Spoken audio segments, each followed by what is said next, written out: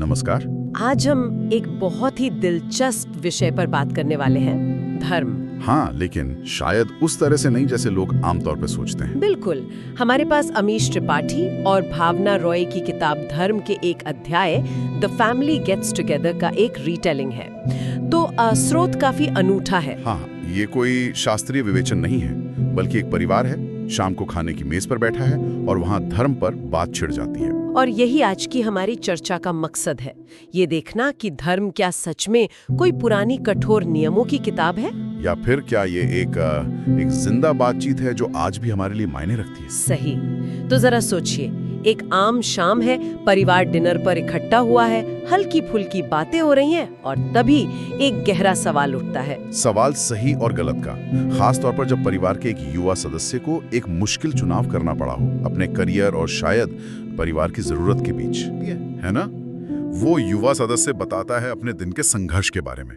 Career का बड़ा मौका एक तरफ, घर की जिम्मेदारी दूसरी तरफ। हाँ, और माहौल थोड़ा सा गंभीर हो जाता है। तब दादाजी बात संभालते हैं। बड़े आराम से कहते हैं। क्या कहते हैं वो कहते हैं, बेटा, हमारे जमाने में ना धर्म का मतलब सिर्फ नियमों की लिस्ट फॉलो करना नहीं था। अच्छा, तो फिर क्या था? संतुलन, बैलेंस, अपनी जरूरतें, परिवार की जरूरतें और समाज का भला, इन सब के बीच एक सही तालमेल बिठाना।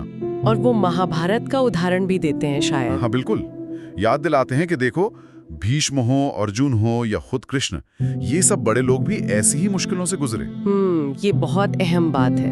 वो कोई देवता नहीं थे उस क्षण में, वो इंसान थे, कठिन नैतिक चुनाव कर रहे थे। सही कहा। तो मतलब धर्म कोई रेडीमेड जवाब नहीं है दादाजी के हिसाब से। नहीं, बिल्कुल नहीं। वो इशारा कर रहे हैं कि धर्म जो है वो स्थिति पर, कॉन्टेक्स्ट पर निर्भर करता है, एब्सोल्यूट नहीं है। हाँ, ये बात तो बेटे ने भी उठाई थी शायद, कि आज का जमाना अलग है। हाँ बिल्कुल। बेटा कहता है कि वही आज की दुनिया तो कहीं ज्यादा कॉम्प्लेक्स है।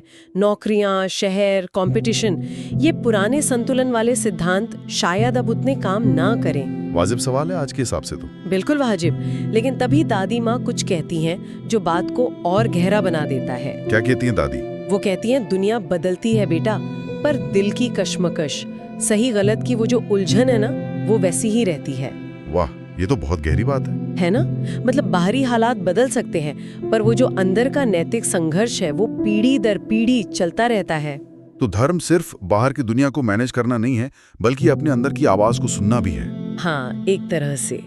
दादी की बात से यही लगता है कि धर्म कोई सिखाया हुआ पाठ नहीं, बल्कि एक जिंदा संवाद है जो हर पीढ़ी अपने अनुभव से आगे बढ़ाती है। फिर पिता भी कुछ कहते हैं शायद? हाँ, पिता का नजरिया थोड़ा और प्रैक्टिकल है। वो कहते हैं, जब दुविधा हो तो सिर्फ जीतने का मत सोचो, ये देखो कि सामंजस्य, हार्मनी कैसे बने। अच्छा, जीतना जरूरी नहीं? नहीं, उनका कहना है कि धर्म जीतने के बारे में नहीं है, बल्कि ऐसा काम करने के बारे में है जिससे संतुलन बना रहे। और इसके लिए भी महाभारत का उदाहरण आता है। हाँ, ये दिखाने के लिए कि देखो, हर किसी का धर्म अलग था। अर्जुन का धर्म था युद्ध करना, क्षत्रिय होने के नाते, भले ही सामने अपने ही लोग क्यों ना हो। बिल्कुल।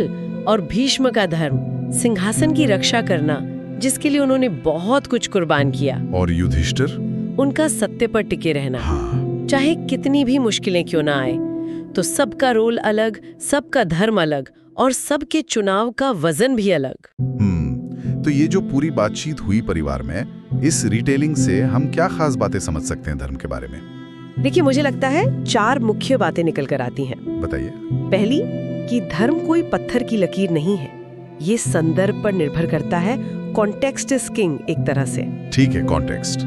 और दूसरा, इसका असली मकसद नियम मानना नहीं, बल्कि संतुलन और सामंजस्य खोजना है, हार्मनी। बैलेंस और हार्मनी।